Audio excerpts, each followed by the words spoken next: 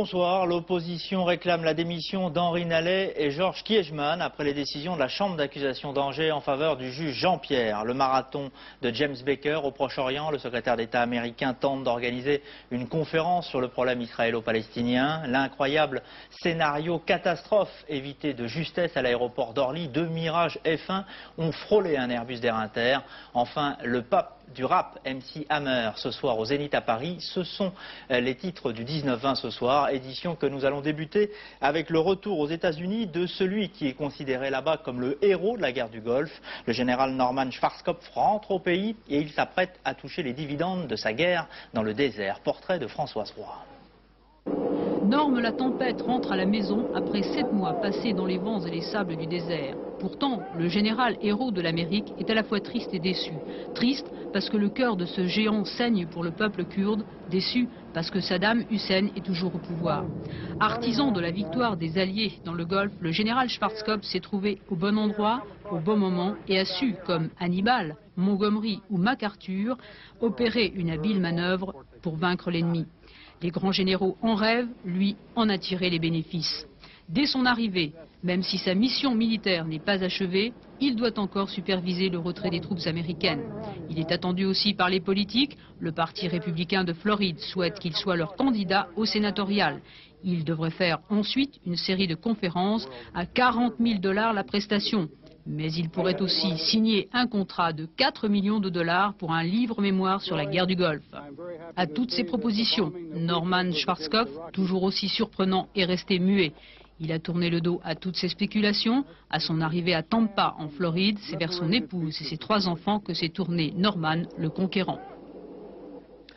En France, la Cour d'appel d'Angers a donc jeté hier un nouveau pavé dans la mare de l'affaire Urba, une affaire juridico-politique qui a rebondi avec la décision de la chambre d'accusation confirmant la régularité de la procédure menée par le juge Jean-Pierre. Les scellés saisis chez Urba seront donc prochainement ouverts, mais cette décision de justice a surtout été interprétée dans l'opposition comme un désaveu pour Henri Nallet et Georges Kiegemann. Commentaire Albert Ripamonti. Présumé coupable, le juge Jean-Pierre se retrouve désormais dans la peau d'un innocent. Grave manquement aux règles de droit, avait dit Henri Nallet, cambriolage judiciaire surenchérit Georges Kiegemann. En déclarant hier, conforme au droit, la procédure ouverte sur Urba Graco, les magistrats d'Angers confortent le petit juge et réconfortent aussi l'opposition politique. L'honneur du garde des Sceaux devrait le conduire certainement à donner sa démission, parce que il s'agit encore une fois d'une fonction qui est très particulière. Le garde des Sceaux, ministre de la Justice, ce n'est pas un ministre comme un autre, ce n'est pas un ministre qui a sous ses ordres une administration qui est en position subordonnée, hiérarchisée par rapport à lui. Ce n'est pas ni le corps des ponts et chaussées, ni la police nationale. La magistrature, la justice, c'est une institution qui tient dans l'État républicain une place particulière. Et cette place n'a pas été respectée, ni par M. Nallet, ni par M. Kiegemann. Ce n'est pas parce que l'opposition demande démission qu'on la donne. Et puis je trouve que cette exigence subite là, que j'entends me paraît curieuse. Voyons, de 2 choses l'une. Ou bien le garde des Sceaux, le ministre de la Justice, fait pression sur la justice. À ce moment-là, il faut lui demander sa démission. C'est ce que j'entendais la semaine dernière. Là, la justice, semble-t-il, a pris une décision tout à fait indépendante. Notre justice est donc indépendante et on demande aussi ma démission. Alors il faudrait savoir ce qu'on veut. Jean-Marie Le Pen lui dénonce ce qu'il appelle l'État mafieux, mais renvoie dos à dos les socialistes et l'opposition. Tous des voleurs, tous des menteurs, a-t-il lancé hier soir à Versailles devant 1 millier de sympathisants. Et ça, je n'ose espérer. Et puis le syndicat de la magistrature appelle à une journée nationale d'action le 16 mai prochain. Son président estime que le dessaisissement du juge Thierry Jean-Pierre dans le dossier Urba a joué, je cite, comme un révélateur de la crise de la justice et des institutions. Révélé aujourd'hui, voici l'incroyable scénario catastrophe évité de justesse hier au-dessus de l'aéroport d'Orly. 2 Mirage F1 de l'armée de l'air, survolant les pistes sans autorisation, sont passés tout près, ont frôlé un Airbus d'Air Inter assurant la liaison entre Marseille et Paris. Laurence Bobillier. À 5 secondes près, c'était la collision dans le ciel d'Orly hier après-midi. L'Airbus en provenance de Marseille était en phase d'atterrissage, à bord 217 passagers. L'appareil n'était plus qu'à 350 mètres du sol lorsque 2 Mirage F1 ont franchi une zone nuageuse et l'ont frôlé. Écoutez le témoignage d'un des voyageurs qui a souhaité conserver l'anonymat. À 1-2 minutes de l'atterrissage, tous les passagers étaient attachés, le vol s'était très bien passé. Tout allait bien et d'un seul coup, j'ai vu sortir des nuages deux avions de chasse qui fonçaient sur l'avion, qui sont passés à ras de l'avion. Je ne veux pas dramatiser, mais très frais. À ce moment-là, j'ai eu l'impression que l'avion avait bougé. Et je peux vous dire qu'effectivement, j'ai eu très peur. La tour de contrôle d'Orly n'était pas avertie du passage des 2 Mirages dans le ciel de l'aéroport. Des appareils de la base de Reims qui sont bel et bien passés sous le nez de l'A300 sur le point d'atterrir. À qui la faute? De sources militaires. On précise que la patrouille a modifié sa trajectoire pour éviter de gros nuages. Une manœuvre sans danger, ajoute-t-on. De son côté, la Direction générale de l'aviation civile a ordonné une enquête. La distance de sécurité entre des appareils qui se croisent n'a pas été respectée. La politique des petits pas pour James Baker dans le règlement de la question palestinienne. Après des entretiens infructueux hier avec les autorités israéliennes, M. Baker a reçu aujourd'hui, ce matin, une délégation palestinienne des territoires occupés avant de rencontrer ce soir le roi Hussein de Jordanie. Premier pas vers une réconciliation avec Amman, commentaire de Philippe Pister. La poignée de main de la réconciliation. Lors de ses 2 précédentes tournées au Proche-Orient, James Baker avait soigneusement évité l'étape d'Amman. Les relations américano-jordaniennes s'étant largement détériorées depuis la guerre du Golfe, en raison d'une position jordanienne jugée trop favorable à l'Irak. Rencontre très brève avec le roi Hussein au Palais Royal, pour une réconciliation que ne manque pas de souligner James Baker à l'issue de l'entretien. Nous avons discuté des moyens de renforcer nos relations pour en revenir au niveau où elles se trouvaient dans le passé.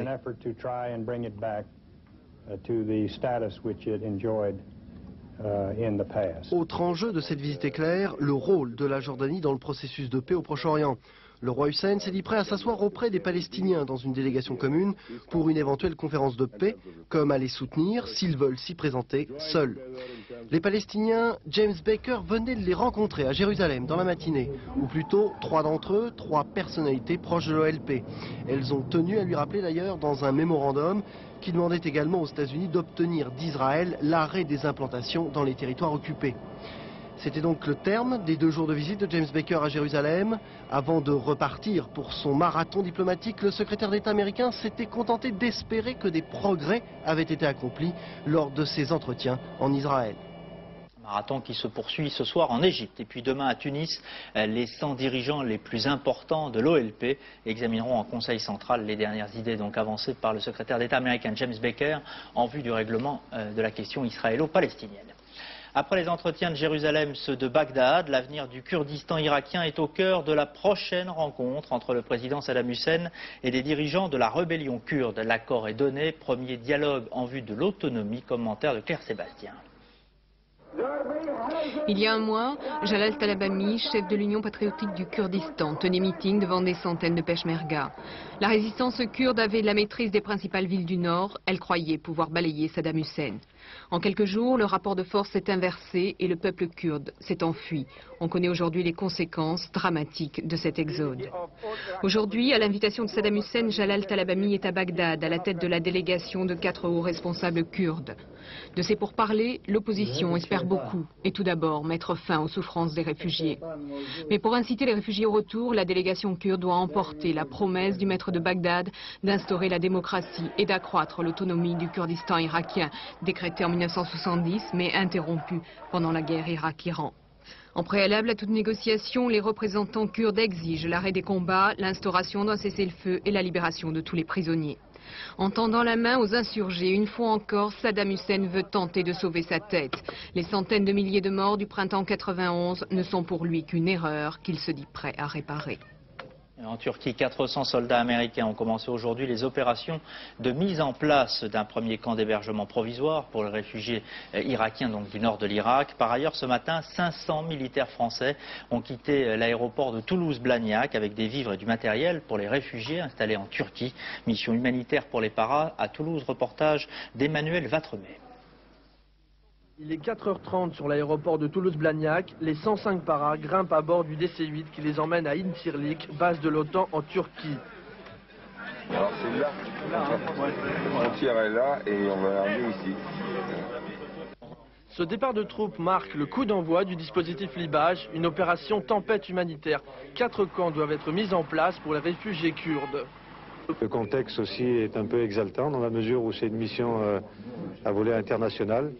Une mission d'intérêt humanitaire, donc qui présente un intérêt certain pour nos hommes. À veille, 2 C-130 se sont posés sur la base de Francazal. Après l'escale, ils repartiront chacun avec 3 camions tout-terrain pour la Turquie. Mais le plus gros de cette opération humanitaire est sans conteste le Jumbo 747. Ce Boeing va être transformé en véritable garage volant, un fret inhabituel composé d'une vingtaine de véhicules militaires. Jeeps et camions sont tissés dans les soutes, une opération délicate pour charger et arrimer tout le matériel. À bord, 30 jours de vivres pour les soldats, mais aussi plusieurs tonnes de colis récoltés par la mairie de Toulouse. Le Boeing d'Air France a été affrété en toute urgence. Nous avons été prévenus hier dans la journée. On nous a dit que c'était un vol humanitaire effectué sur Adana, en Turquie. Et c'est le genre de vol que les navigants acceptent de faire sans hésiter. À 13h30, le Jumbo se posera en Turquie pour décharger ses 110 tonnes d'espoir pour les Kurdes. Et les conditions sanitaires restent très précaires pour la population irakienne, qu'elle soit réfugiée en Turquie ou qu'elle tente de retrouver une vie normale en Irak. Le choléra notamment pourrait faire des ravages comme il en fait déjà en Amérique du Sud. Partie du Pérou, l'épidémie de choléra donc gagne peu à peu les pays voisins et ce sont aujourd'hui près de 6 millions de personnes qui pourraient être prochainement touchées. Dominique Dumas. Avec un premier cas de choléra déclaré jeudi dans l'état d'Amazonas, le Brésil est en alerte. Des campagnes d'information sont d'ailleurs en cours. C'est le 5e pays d'Amérique latine à être touché. L'épidémie de choléra a commencé au Pérou en février dernier. On enregistrait alors dans la région andine 16 500 cas et plus de 100 morts. Malgré des mesures d'isolement, depuis l'épidémie s'est propagée aux pays voisins. On déplore 59 morts en Équateur, 2 en Colombie, le Chili serait également concerné. Au Pérou toujours, le nombre de décès a décuplé depuis février. Si rien n'est fait, le choléra pourrait affecter 6 millions de personnes, estime l'Organisation panaméricaine de la santé. Le choléra sévit dans des régions pauvres où les conditions d'hygiène n'atteignent pas le minimum. C'est pourtant une maladie que l'on guérit grâce à la tétracycline. Les ministres de la Santé des pays andins sont réunis jusqu'à mardi à La Paz en Bolivie pour définir un plan d'urgence et alerter l'opinion internationale. En Afrique, au Cameroun, c'est la violence qui se propage depuis 48 heures. Manifestants et forces de l'ordre se sont à nouveau affrontés aujourd'hui dans le nord du pays. Un jeune homme de 16 ans est mort au cours des manifestations. Société en France. En Picardie, les malfaiteurs avaient incontestablement le goût du luxe. Depuis 2 ans, ils avaient organisé un trafic qui portait sur la vente de faux produits haut de gamme, parfaitement imités. Les auteurs de la contrefaçon ont rencontré de vrais policiers qui ont démantelé un réseau implanté dans plusieurs départements. Amiens, reportage de Martine Bailly. Faux Lacoste, faux Cartier, faux Dior. Au total, c'est une saisie de plusieurs dizaines de millions de francs qui a été effectuée ces derniers jours. Une action de vaste envergure menée conjointement par les brigades de recherche d'Amiens, de Rouen, de Caen et les unités de la compagnie d'Amiens. Tout un réseau de contrefaçons, de marques déposées et de vente de produits contrefaits démantelés après plusieurs mois d'investigation. Il semblait bien organisé, le réseau partait bien pour inonder tout le nord-ouest de la France. Il y avait des filières avec des contacts multiples, notamment sur Amiens Centre, et également dans la région du Calvados et de la Seine-Maritime où des relais étaient implantés afin de diffuser les produits. Un réseau mis en place par un Italien domicilié en Belgique, Carmelo Rochira. Le relais d'Amiens était tenu par Jean-Claude Lecointe, un stock étant installé rue Jules Varny. Après, eh bien c'était la vente sous le manteau, certains bars, mais tous ne sont pas encore connus, servant de lieu d'échange. Vous allez me dire si vous trouvez que c'est vrai? Pour Amiens, Rouen et Caen, 5 personnes sont à présent incarcérées et 3 sont placées sous contrôle judiciaire. Plus de 5000 articles ont ainsi été saisis, pour la plupart des faux et des faux très bas de gamme, mais aussi quelques véritables montres Carrera. Voici maintenant le tour de France de l'actualité en bref avec le concours des stations régionales de la 3 et le commentaire ce soir d'Alain Chabot.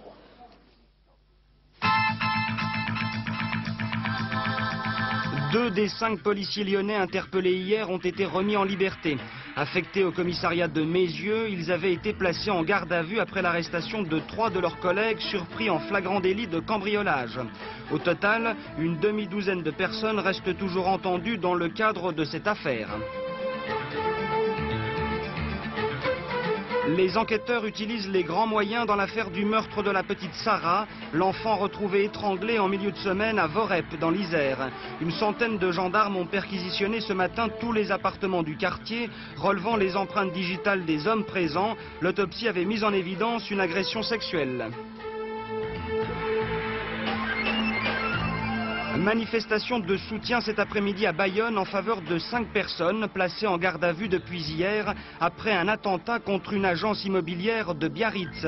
Parmi les interpellés, on retrouve un dirigeant nationaliste basque. Une perquisition effectuée à son domicile a permis la découverte d'explosifs habituellement utilisés par Iparitarak. Voilà le spectacle qu'ont pu découvrir ce matin les habitants de cette cité HLM de Montbéliard. 60 000 tulipes plantées la nuit dernière dans le cadre d'une opération d'animation sur le thème des Pays-Bas. Il faut dire que la cité porte un nom prédestiné, la Petite Hollande. Football, petit coup d'arrêt hier soir pour l'Olympique de Marseille en match avancé de la 34e journée du championnat de France de première division devant 24 000 spectateurs. Les Marseillais ont été tenus en échec 1 but partout. C'est Papin qui avait ouvert la marque, vous l'avez vu, pour l'OM. Et c'est Patrick Delamontagne qui a égalisé pour Rennes. Victoire également de Monaco 2-0 à Sochaux. Les autres matchs se disputent ce soir. Et puis en tennis, sachez que Cédric Pioline a été éliminé en demi-finale du tournoi de Nice, battu par le Yougoslave Pik 6-1, 6-3. Musique enfin, le pape du rap, l'homme qui a surclassé Michael Jackson et Prince en vendant 15 millions d'albums dans le monde. MC Hammer est ce soir au Zénith à Paris, unique récital en avant-première, reportage de Michel Vial et de Christophe Hérault.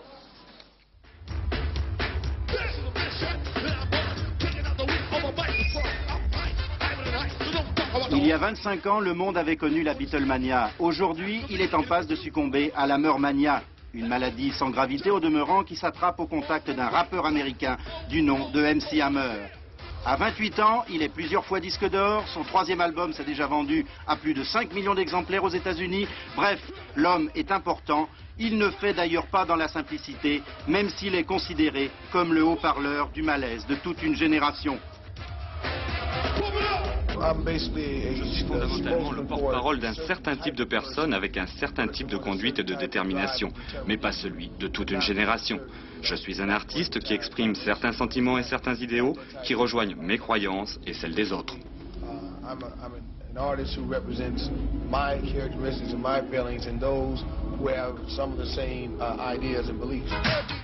Mais à la différence du rock des années 50 et 60, la revendication du rappeur Hammer est plus positive et préfère la création à la violence. Et si les artistes parfois maudits des générations précédentes, poètes, écrivains et chanteurs, utilisaient sans même se cacher la drogue, MC Hammer, le pape du rap des années 90, imprégné de mysticisme, la déconseille fermement à ses fans.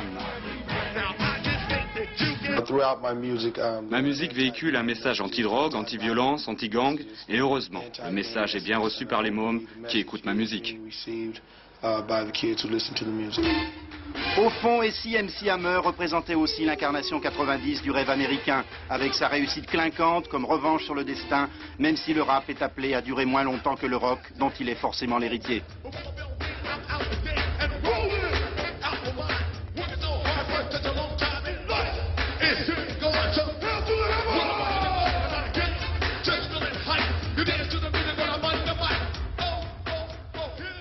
Rap toujours, dans un instant la météo complète de Florence Klein. Prochain rendez-vous d'information soir 3 à 23 h. Je vous y retrouverai. Passez d'ici là un très bon début de soirée.